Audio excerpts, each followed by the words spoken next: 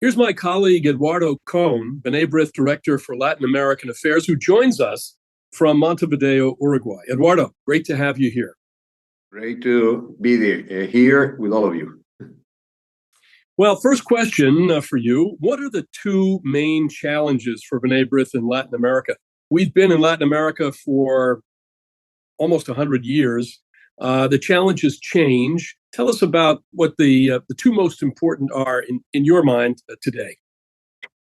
Two words: continuity, one challenge, and anti-Semitism, second challenge, as main challenges. The institutional integration is shrinking in small communities, as in all over the world, and it is difficult to keep the structures which are the basis of continuity. Jewish schools and youth movements are the basis to face the situation. The largest communities in Latin America, Argentina, Brazil, Mexico, keep their strength bringing education, social and cultural activities. B'nai B'rith, as usual, is a very strong tool for keeping the Jewish people together through different programs, most of them community action and political involvement. B'nai B'rith in Panama, Chile, Argentina, Uruguay, as an example, develops large community services inside and outside the Jewish community and through young generations.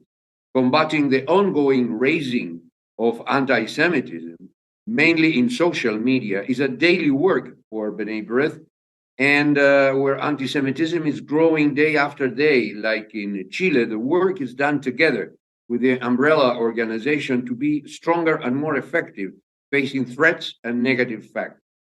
Negative UN record voting against Israel from most of the Latin American governments is also a daily fight, because those votes, at the end of the day, are anti-Semitic incitement in social media, universities, and media in general. So, continuity, anti-Semitism, this is the briefing in two words. One of the main ways of fostering support for Israel around the world is to encourage important opinion makers to see Israel for itself. What are the main programs created by B'nai B'rith in Latin America, together with the B'nai B'rith World Center in Jerusalem, to bring political leaders, journalists, scientists to Israel to show them the realities on the ground for Israelis every day? Well, awards to scientists, as it happens with Light and Truth Award, which is awarded in Uruguay in the last 2 decades, make it possible that young scientists from Uruguay, in this case, travel to Israel, know Israel, and most important, exchange meetings and learning with Israel experts in their specific field, and they establish a connection which will be useful and very practical in the future. This year, B'nai B'rith has made some important link, because it made possible that a step forward in an agreement between the Weizmann Institute and the Pasteur Institute located in Uruguay. And what will happen? Uruguayan scientists are traveling now to the Weizmann to learn for no less than 6 months. And experts from the Weizmann Institute will travel to Uruguay to training Uruguayan scientists in different areas of expertise. This is one of the programs in science. There are also programs in culture. But besides, it is a great program to bring Latin American journalists to Israel to learn in 1 week the reality of the country in high-tech, science, politics, history. It has already been done here 3 times with very great success. And the last one was a short time ago in July. We brought 14 journalists from 10 countries to Israel. And the B'nai B'rith World Center has been central, very central, in all the question of scientists and journalists, designing vast and great agendas. Indeed. One of the things that you've pioneered over the years, first in Uruguay and then in other places in Latin America, has been Holocaust remembrance programs. Tell us about the programs and events in Latin America to remember and to teach about the Holocaust, and how B'nai B'rith continues to advocate for stronger Holocaust education. We are based in 3 great issues.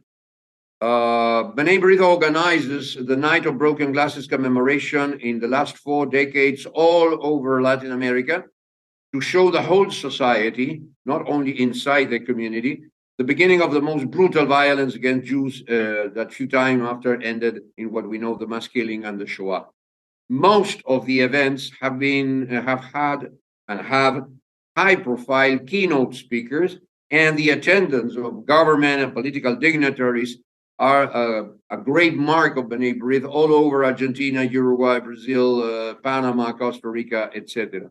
But there are at that night also great events together with Catholic and Protestant churches. So it is a larger scope in political remembrance, but also together working with the religion, with Christian communities.